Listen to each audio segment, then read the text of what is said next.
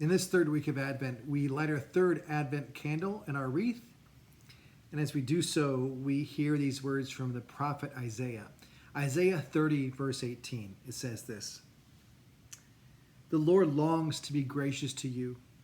Therefore, he will rise up to show you compassion. For the Lord is a God of justice. Blessed are all who wait for him." These words are the yearning of our heart. Don't we long for God to show up justly in our world, to show us compassion?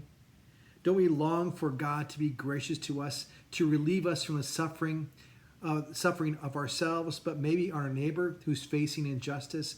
Don't we long for that? And the question for today is, why is it difficult, particularly difficult, to wait for justice? It's difficult because we want it right now. We want justice to happen for ourselves or for our neighbor today. We hear the cries of injustice. We hear the pain. We know the pain. This year in America, we've experienced injustice and around George Floyd's murder and the racial injustice our country continues to wrestle with. And sometimes we're left with the cry the psalmist says, "How long, O Lord? How long will this continue? How long will this injustice happen?" And if we're honest, sometimes we feel helpless in the face of injustice. I know I do. Sometimes I don't know what to do.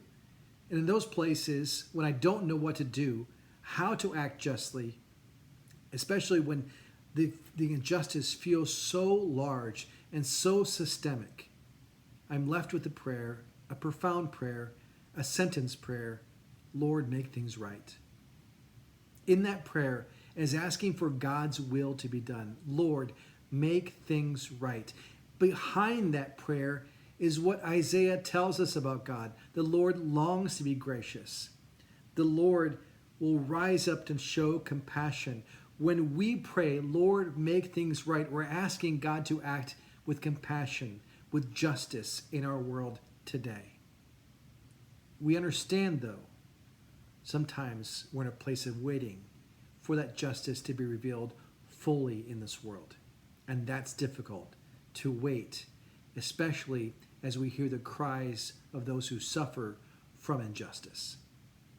Even though sometimes we might feel helpless in the face of systemic injustice in our country or our world, we are a people that are called to act justly. As it says elsewhere in the prophets, what does the Lord require of you?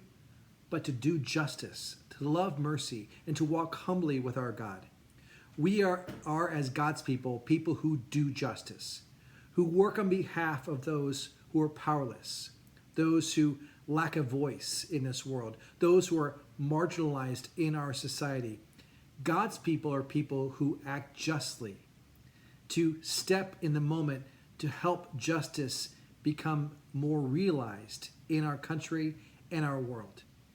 God uses his people to show compassion to those who are suffering, to bring grace and truth to be born in this world. God uses us, you and I, to do just that. So even though we're waiting for justice to be fully realized in this world, and God will do that in time, in the midst of that, in the imperfection and the injustice we experience in our world, we are called to be people of justice, to work on behalf of those who are suffering.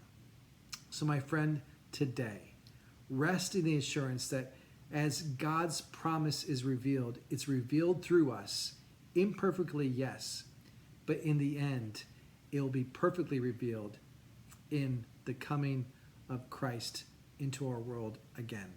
Hear these words from Isaiah as we close. The Lord longs to be gracious to you. Therefore, he will rise up to show compassion. For the Lord is a God of justice. Blessed are all who wait for him.